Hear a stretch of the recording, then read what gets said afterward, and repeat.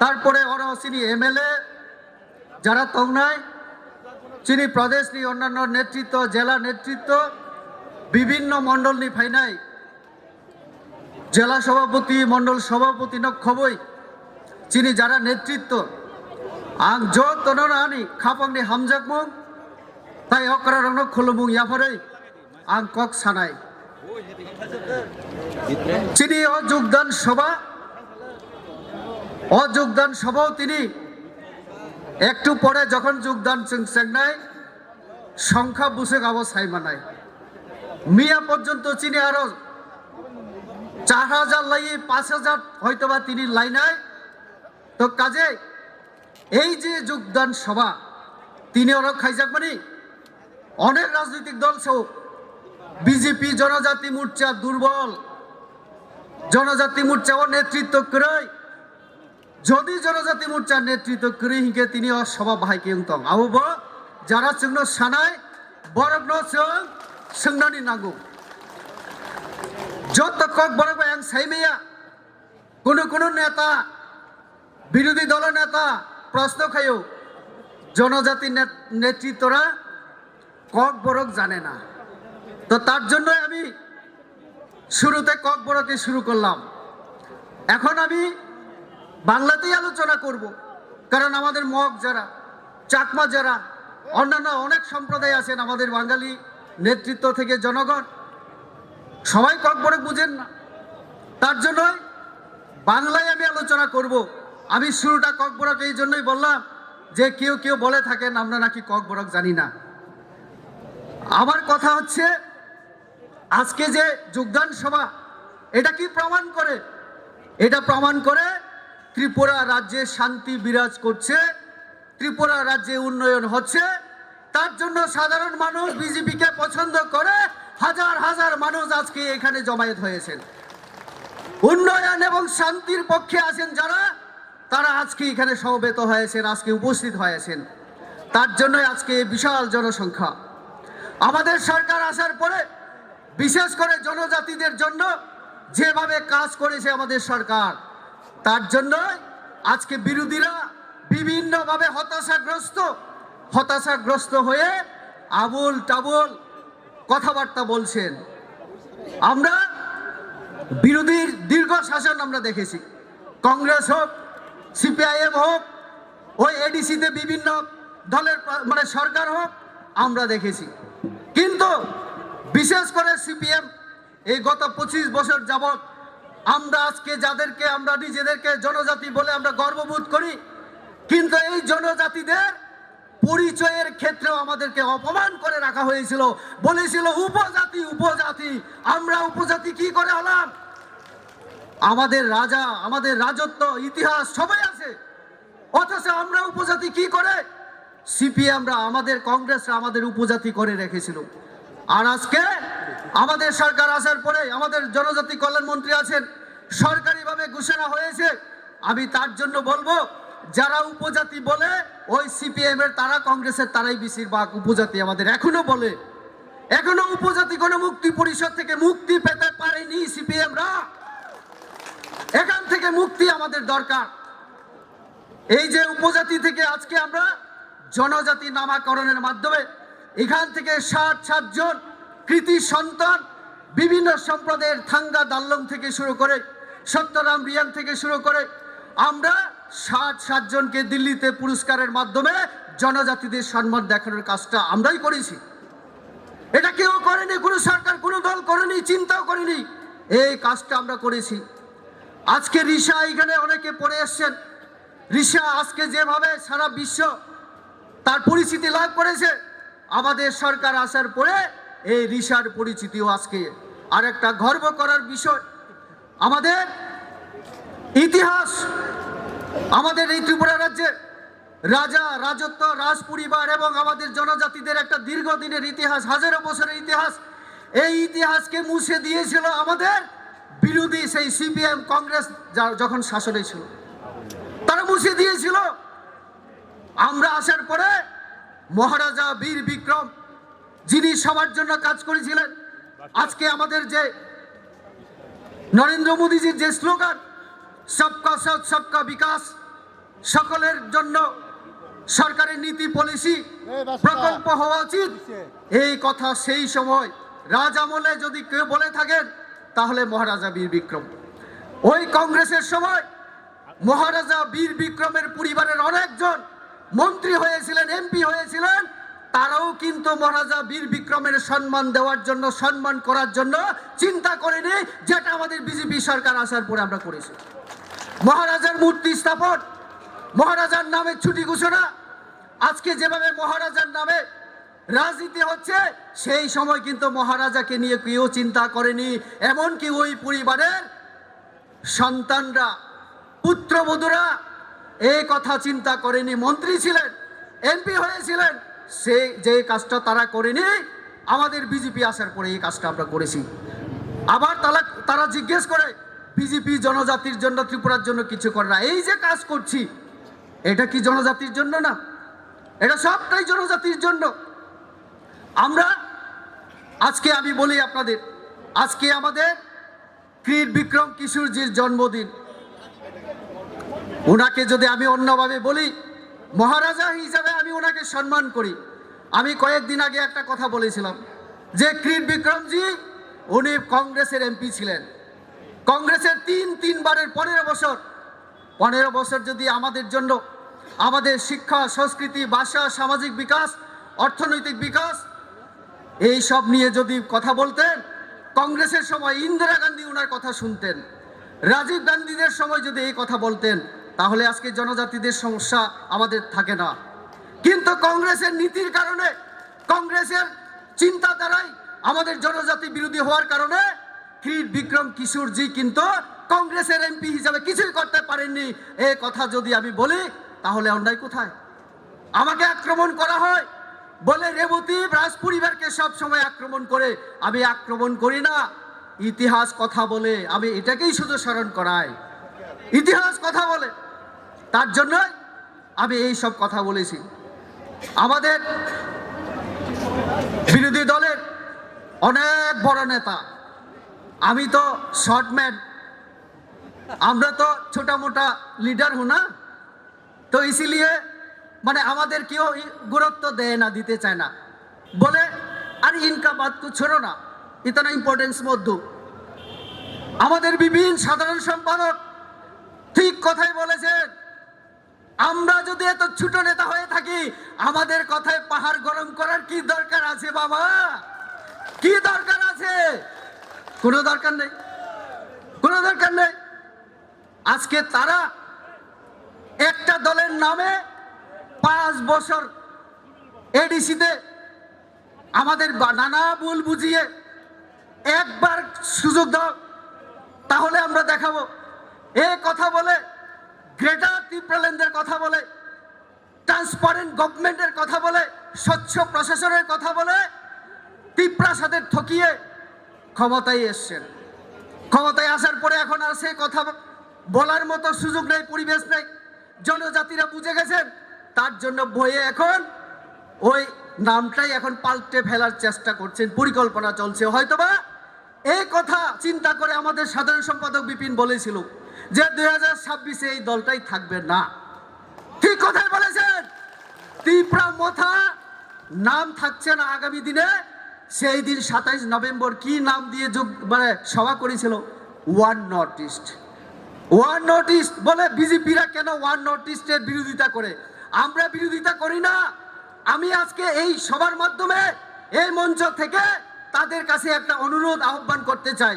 আমরা যারা বিজেপি করি, জনজাতি মোর্চা হোক, সবাই আমরা বলি এক ভারতের কথা। এক ভারত হলে শ্রেষ্ঠ ভারত হবে। সারা পৃথিবীতে আমরা 1 নম্বর দেশ হিসেবে আমাদের দেশকে দেখতে চাই। আপনারাও আমাদের সাহায্য করুন। শুধু নর্থ ইস্ট, আমরা তো নর্থ ইস্ট না, পুরো ভারতবর্ষ নিয়ে ভাবছি। তো এই নর্থ ইস্টে শুধু জনজাতি আছে তা না। জনজাতি শব্দ অটল বিহারীর দেওয়া, তাহলে ওই আমার লাদাখের মধ্যে, লাদাখে জনজাতি আছে, আমার তামিলনাড়ু, কর্ণাটকে, অন্ধ্রপ্রদেশে প্রচুর জনজাতি আছে। তো তাদেরকেও তো আমার ভাবতে হবে। তো তাহলে ভারতবর্ষের এই 10-12 কোটি জনজাতির উন্নয়ন করতে গেলে এক ভারত নিয়ে ভাবতে হবে। শুধু একটা অঞ্চল নর্থ ইস্ট নিয়ে ভাবলে হবে না। নর্থ ইস্টকে নিয়ে এই যে কথাবার্তা, এটাও আমাদের মোদিজি আসার পরে, মোদিজি যখন প্রধানমন্ত্রী হিসাবে প্রায় 100 বার এই অঞ্চলে সফর করলেন, উন্নয়ন প্রকল্প ঘোষণা করলেন, যাওয়ার জন্য সড়ক ব্যবস্থা, রেল ব্যবস্থা, বিমান ব্যবস্থা করে দিলেন। আমাদের এখানে যে হীরার কথা বলেছিলেন, আজকে ওই শিলং থেকে, মেঘালয় থেকে কংগ্রেস সাংবাজি 40 মিনিটে ত্রিপুরায় এসে ভাষণ দিয়ে চলে যান। এটাও আমাদের কল্যাণে। আগে কোথায় ছিল তারা? এতদিন কেন আসেনি ত্রিপুরা রাজ্যে? এই ত্রিপ্রাসাদের জন্য। কংগ্রেসের সময়, সিপিএম এর সময় যোগাযোগ বিচ্ছিন্ন ছিল, আমাদের গাড়ি আসতে পারতো না, খাবারের চালের বস্তা আসতে পারতো না। সেই সময় কোথায় ছিল তাদের চিন্তা ভাবনা? তো কাজেই এটা হচ্ছে রাজনৈতিক ষড়যন্ত্র। আমি বলবো যে এই যে এক ভারতের জন্য আপনারা আসুন, আপনারা তো এমনিতেই আমাদের সঙ্গে আছেন এখন সরকারের মধ্যে, তো আরেকটু সহযোগিতা করুন। এক ভারত এবং জনজাতিকে নিয়ে আমরা সবাই ভাবি। একটা কথা, বড় নেতাদের অভিযোগ বলে আমরা নাকি সিপিএম এর কিছু বলি না, সমালোচনা করি না। আমি এই প্রশ্নের উত্তরে উনাকে বলতে চাই, বড় নেতাকে, যে ঠিক আছে আমরা কথা বলি না, কিন্তু এই কথা আপনি চিন্তা করুন। চানমোহন ত্রিপুরা, শহীদ চানমোহন ত্রিপুরা, শহীদ আমাদের নিশিকান্ত চাকমা, উনারা এই সিপিএম এর বিরুদ্ধে, সিপিএম এর বিভিন্ন যে অত্যাচার, তার বিরুদ্ধে ত্রিপুরার মানুষকে মুক্তি দেওয়ার জন্য শহীদ হয়েছে। এটা বিজেপির নেতা কর্মী ছিলেন, ওনারা নির্বাচিত সদস্য, ভিলেজ কাউন্সিলের। কিন্তু ওই বড় নেতা বলেন আমরা সিপিএম এর, আমরা লড়াই করেছি, তার জন্যই তো শহীদ আমাদের। আর আপনি কি বলেন? জিতেন চৌধুরী জিততে পারলো না যদি আমি সেখানে সাহায্য না করতাম। তাহলে দালালি কারা করছেন? সিপিএম এর দালালি যারা করছেন তারাই এই কথা বলছে। আপনি জিতেন চৌধুরীজিকে জয়লাভের জন্য সাহায্য করলেন নিজের ক্যান্ডিডেট না দিয়ে, আবার অন্য ভাষণে বলেন আমি বিজেপিকে সাহায্য করেছি। আপনি যদি আমাদের সাহায্য করে থাকেন, সিপিএমকে সাহায্য করে থাকেন, তাহলে কত টাকা পেয়েছেন আপনি খোলাসা করুন। এই দালালি বন্ধ করুন। আপনারা জনজাতিদের এইভাবে বিভিন্নভাবে আপনারা ভুল বুঝাবেন না। সিপিএম এর সমালোচনা করে, সিপিএম এর সঙ্গে মোকাবিলা করে আমরা ক্ষমতায় এসেছি, 18তে আপনারা ছিলেন না। তো কাজে আমরা এই যে উনি মাঝে মধ্যে কথা বলেন, বড় নেতা, যে 125তম সংবিধান সংশোধন করে উনি আমাদের অনেক কিছু দেবেন। আমি আজকে সাংবাদিক বন্ধুরা আছেন এখানে, আপনাদের আমি দেখাতে চাই এবং প্রয়োজনে আপনাদের সঙ্গে আমি শেয়ার করব। এটা হচ্ছে, আমি চিঠি লিখেছিলাম মাননীয় পূর্বতন মুখ্যমন্ত্রী বিপ্লব কুমার দেব, উনাকে একটা চিঠি লিখেছিলাম আমি 13 তারিখ নভেম্বর 2019। আমি এই চিঠি লিখেছিলাম। এই চিঠিতে কি আছে জানেন? 125তম সংবিধান সংশোধন এবং 50টা এডিসিতে আসনের জন্য বিপ্লব কুমার দেবজি যখন মুখ্যমন্ত্রী ছিলেন আমি চিঠি লিখেছিলাম। তার আগে এইখানে মাইনটস আছে, মিটিং এর মাইনটস। এইখানে আমার বিমল চাকমা মহোদয়, আমার প্রমোদ রিয়ান এমএলএ সহ অনেকে আছেন, সেই দিন উপস্থিত ছিলেন। এইখানে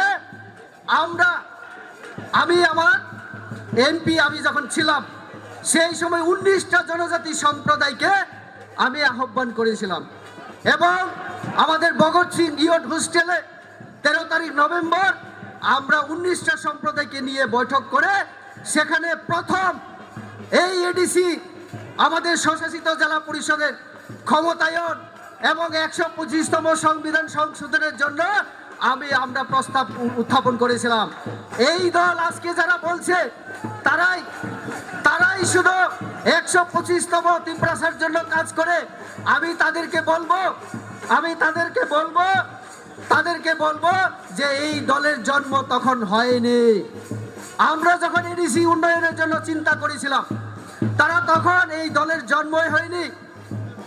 আমি আজকে তার জন্য বলবো যে দল ওই এডিসিতে ক্ষমতায় আছে, বিভিন্ন কথা বলে ক্ষমতায় এসছে, তাদের এই যে 6 সিট পার্লামেন্টে আমি দাঁড়িয়ে 50টা সিট আমাকে আমার দলের অনেক নেতৃত্বই প্রশ্ন করেছিল সেই সময় যে কেন 50টা সিট 30 থেকে 50টা কেন হবে। আমি তাদেরকে ব্যাখ্যা করে বলেছিলাম যে আমাদের এডিসিতে একটা আসনে এখন 32 থেকে 40,000 আমাদের ভোটার আছে, অথচ আমাদের কার্বি আলং, আমাদের বরুলেন অথবা চাকমা অটোনমাস ডিস্ট্রিক্ট কাউন্সিল এই সমস্ত জায়গায় আমরা যদি দেখি মাত্র 18 থেকে 20,000 ভোটার হলে একজন এমডিসি সেখানে তার যে কনস্টিটিউয়েন্সি তার সীমানা নির্ধারণ করা হয়েছিল। তো যেহেতু লোক সংখ্যা বেশি তার জন্য আমি প্রস্তাব লোকসভায় আমি তুলেছিলাম 50টা করা হোক, যাতে আমাদের মধ্যে অনেক সম্প্রদায় আছেন মাত্র 5,000 10,000 তাদের থেকেও আমরা যাতে প্রতিনিধি পাঠাতে পারি। তো আজকে বিজেপি মন্ত্রিসভায় আমরা সেই প্রস্তাব সেটা অনুমোদন করে আমাদের মন্ত্রিসভা কেন্দ্রের কাছে পাঠিয়ে রাখা হয়েছে। সেটা হলে এডিসি আগামী দিনে ক্ষমতায়ন হবে, আর্থিকভাবে লাভবান হবে এবং এডিসির উন্নয়ন হবে। তাদেরকে বন্ধ করার দরকার। এডিসিতে ক্ষমতায় বসে এই দলটা কি করছে আপনাদের জানা দরকার, আমরা সবাই জানি, তবু আমি একটু সবাইকে স্মরণ করাতে চাই। যারা তিপ্রাসা থানচার কথা বলে ক্ষমতায় এসে নিজেদের মধ্যে মারপিট ছাড়া তারা আর কিছু চিন্তা করে না, আর উন্নয়নও তারা তিপ্রাসার কোনো কল্যাণ তারা করতে পারেনি, উন্নয়ন করতে পারেনি। আজকে তার জন্য প্রশ্ন হচ্ছে, অডিট হচ্ছে না। আমি আজকে এখানে ঘোষণা দিতে চাই, আমি আপনাদের সামনে ঘোষণা দিতে চাই মিডিয়ার সামনে, এডিসি কে অডিট করিয়েই সারবো আমরা বিজেপি জনজাতি মোর্চা। এডিসি কে অডিট করিয়ে সারবো। অডিট আপনারা টাকার হিসাব না দিলে আপনাদের হবে না, দিতে হবে। জনগণ চাইছে, ত্রিপুরার মানুষ জানতে চাইছে। আপনারা মিথ্যে কথা কেন বলেন? আমাদের মাননীয় মুখ্যমন্ত্রী রাজ্য বিধানসভায় দাঁড়িয়ে বিভিন্ন জায়গায় সরকারি তথ্য আপনাদের সঙ্গে শেয়ার করছে। উনি বলেছেন বিধানসভা বিভিন্ন জায়গায়, তারপরে আপনারা কি করে মুখ্যমন্ত্রীকে মানে অপমান করার জন্য এইসব আপনারা ষড়যন্ত্র করেন। মুখ্যমন্ত্রী কেন মিথ্যা কথা বলবেন? উনি বিনা তথ্যে কেন কথা বলবেন? কিন্তু মুখ্যমন্ত্রীকে ওরা বিশ্বাস করে না, তার জন্য মুখ্যমন্ত্রীর সভাকে চ্যালেঞ্জ করে। মুখ্যমন্ত্রীর সভাকে, এটা কি রাজনীতি হওয়া উচিত? লজ্জা থাকা উচিত। তো তার জন্য আজকে প্রশ্ন হচ্ছে স্মোক হাউস এডিসিকে আমরা 50টা, আমার মাননীয় মন্ত্রী বলবেন 50টা স্মোক হাউস আমরা দিয়েছি। 2 বছরে 2টা স্মোক হাউস তারা কমপ্লিট করতে পারেনি। টাকা দেওয়া হয়েছিল 2 বছর আগে, অথচ 2টা স্মোক হাউস এখনো। ওই কমল কলই এক্সিকিউটিভ মেম্বার উনি সাংবাদিক সম্মেলনে একটা কথা বলেন, আর কাউন্সিলে দাঁড়িয়ে আরেকটা কথা বলেন, আপনারা দেখেছেন মিডিয়াতে। আর পূর্ণচন্দ্রবাবু সিএম উনিও একটা কথা বলেন, তাদের মধ্যেই থানচা নেই, কথার মিল নেই। তো কাজে সব জায়গায় আজকে হিসাব মিলাতে পারছে না। কাজে তার জন্য পেনশনার্স যারা পেনশন বয়স শেষ 60 হওয়ার পরে চাকরি থেকে রিটায়ারমেন্ট নিয়ে যারা যায়, তাদের জন্য তাদের কোনো মানবিকতা আমরা দেখলাম না। হাইকোর্টে গিয়ে হাইকোর্টকে বলতে হচ্ছে 3 মাসের মধ্যে তাদের প্রাপ্য যে পাওনা এটা মিটিয়ে দাও, না হলে 7% আরো যোগ হবে তার সঙ্গে। লজ্জা থাকা দরকার। আমরা এই প্রশ্ন করতে পারি না জনগণের হয়ে? এই প্রশ্ন করলে কি আমি অন্যায় হয়ে যায়, বিজেপি অন্যায় হয়ে যায়? তার জন্য কি আপনারা এডিসিতে ঘুষনে নেহি দুঙ্গা এই কথা বলতে পারেন? এটা গণতান্ত্রিক, আমরা হিসাব চাই। তো কাজে জুনিয়র ইঞ্জিনিয়ার প্রমোশনের ক্ষেত্রে 17 জন জুনিয়র ইঞ্জিনিয়ারকে কিভাবে প্রমোশন দিয়েছে সিনিয়রকে দিয়ে, সেটাও আমাদের সবার সামনে আসে। তো কাজে এই সমস্ত কথা যখন জনগণ জিজ্ঞেস করতে চাইছে, বলছে বিজেপির যোগদান সবাই মত যাও, কারণ সত্য বেরিয়ে আসছে। এই সত্যকে দামাচাপা দেওয়ার জন্য এই সব আশ্রয় ধমকি দেওয়া হচ্ছে বলে আমরা কংগ্রেসের বিরুদ্ধে কিছু বলি না। তাদের অভিযোগ, কংগ্রেসে ফ্ল্যাগ নিয়ে কংগ্রেস ভবনে কে যায়? কে যায়? কংগ্রেস ভবনে ফ্ল্যাগ দেওয়ার জন্য ওনাকে যেতে হয়, আমার কর্মীকে পাঠিয়ে দিলেই তো হয়, ড্রাইভারকে দিয়ে গাড়িতে করে পাঠালেও তো হয়। আসলে 2 নৌকা না 3 নৌকায় পা দিয়ে রাখা, 3 নৌকায় পা দিয়ে রাখা। এবং কর্মীদেরকে বলে রেখেছেন आप लोग रेडी रहना, कभी भी हम लोग कांग्रेस में जा सकता हूं। ये क्या है भाई, ये क्या है? আর যে কথা ত্রিপুরার মানুষ জানতে চায়, গ্রেটা থুনবার্গ। এই শব্দ আমরা এগ্রিমেন্টেও দেখলাম না, 2023-এর চুক্তি এই যে ম্যানিফেস্টোতেও দেখলাম না। তাহলে আবার আপনারা কি করে বলেন 5 সাল মে নেই হোগা তো 10 সাল মে হোগা, কবি না কবি হোগা। এটা ওই মার্ক্সবাদীদের মতো সাম্যবাদ হবে হবে বলে অসাম্য তৈরি করে এই যেভাবে শোষণ করার চেষ্টা করেছিল, এটাও এরকম একটা বাহানা, এটাও এরকমই বাহানা। তো কাজেই কংগ্রেস, উনি রাগ করবেন না হলে একটু বলি, কংগ্রেসের আশিস সাহারা এখন দিল্লিতে গেছেন কেন কি জানেন? ত্রিপুরা রাজ্যের মানুষের স্বার্থে কথা বলার জন্য না, রেলের উন্নয়ন, রাস্তার উন্নয়ন, আরো বেশি দাবি আনা তার জন্য না। তারা গেছেন নরেন্দ্র মোদীকে বিশ্বের সামনে ছোট করার জন্য। নরেন্দ্র মোদী নাকি বুথ চুরি করেন, বিজেপি নাকি বুথ চুরি করি। আমরা এই কথা তো বলতে পারি চুরি করি, কিন্তু কি চুরি করি? মানুষের মন চুরি করি, মানুষের হৃদয় আমরা জয় করি। নরেন্দ্র মোদী জয় করে বিহার দেখিয়ে দিয়েছেন। সেইখানে যখন বুথ হচ্ছিল, জিতেন দা, আমার সুদীপ দা, उन्होंने बोलेছিলেন बिहार से शुरू करेंगे हम लोग, लेकिन बिहार में डूब गया। जैसे वो राहुल जी पानी में जाम किए थे, ऐसे ही ये सीपीएम कांग्रेस वाले अभी डूब गए। तो কোনো কথা নেই এখন। তো কংগ্রেস কি করবে এখন? বুথ চুরি। বুথ চুরি যদি কেউ করে থাকেন তাহলে জওহরলাল নেহেরু 3টা বুথ পেয়ে প্রধানমন্ত্রী হলেন, 27টি বুথ পেয়ে আমাদের প্যাটেল প্রধানমন্ত্রী হতে পারেননি। এটা ছিল বুথ চুরি। কংগ্রেসের সবাই ইন্দিরা গান্ধী 75-এর মধ্যে উনাকে সুপ্রিম কোর্টের রায় কেন দেওয়া হয়েছে? প্রধানমন্ত্রী হিসাবে পার্লামেন্টে ভোটিং করতে পারবেন না, বুথে দাঁড়াতে পারবেন না। তিনি বেআইনিভাবে জয়লাভ করেছিলেন বুথ চুরি করে। এইটা আমার সুদীপ দা তাদের মনে রাখা দরকার। কংগ্রেস বুথ চুরি করেছিল, বিজেপি নয়। আর সোনিয়া গান্ধীজি আপনাদের বর্তমানে মানে সুপ্রিম লিডার।